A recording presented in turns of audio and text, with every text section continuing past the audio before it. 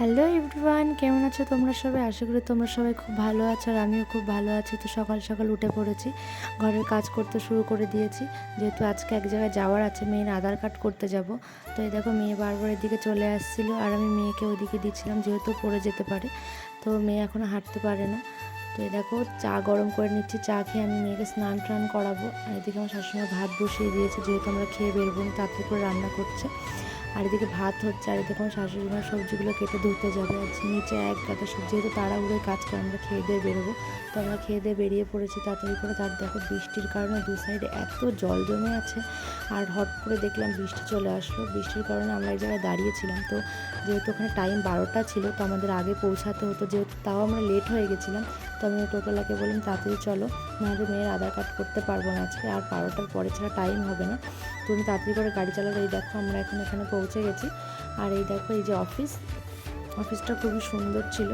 আর এখানে এত পরিমাণে ভিড় ছিল, আমরা তো ফার্স্ট বৃষ্টির কারণে ঢুকতে পারিনি। বৃষ্টি আজকে প্রচণ্ড জ্বালিয়েছে, ঢুকতেই পারিনি। তবে লাস্টে যেহেতু আমরা কষ্টে ঢুকে গেলাম, ঢুকে দেখো প্রচুর ভিড় ছিল। আর আমরা ফার্স্ট লাইন ছিল আমাদের। আর এই দেখো অফিসের চারিদিকটা তোমাদেরকে ঘুরে দেখালাম। আর অফিসটা না পরিষ্কার পরিচ্ছন্ন ছিল। আর দেখো পেছনে কত ভিড়। আমরা কাজ ছেড়ে চলে আসলাম, যেহেতু ভেতরের ফুটেজটা নিতে দেয়নি, অ্যালাউ ছিল না। তো এই দেখো আমরা চলে আসলাম, বাড়ি রওনা দিচ্ছি। আর এখানে দেখো কত সুন্দর একটা ব্রিজ। এই ব্রিজটা কলকাতা থেকে নবদ্বীপ ডাইরেক্ট, এটা নতুন হয়েছে। আগে যখন জামা কাপড় কিনতে এসেছিলাম তখন ছিল না। আর এই দেখো এই রাস্তাটা খুব সুন্দর পরিষ্কার পরিচ্ছন্ন করেছে, আগে এরকম ছিল না। আর এই দেখো এই হোটেল দুটো এত সুন্দর ছিল, আমার খুব ভালো লাগছিলো দেখে। আর চারিদিকে দেখতে যাচ্ছিলাম। আর এই দেখে এখানে একটু দাঁড়িয়েছিলাম, কারণ ঠান্ডা ঠান্ডা হাওয়া দিচ্ছিলো, বেশ ভালো লাগছিলো। আর এই দেখো যেহেতু আমাদের বাতকুল্লা হয়ে যেতে হয়, তো তোমাদের কিছু প্যান্ডেলও দেখিয়ে দিলাম।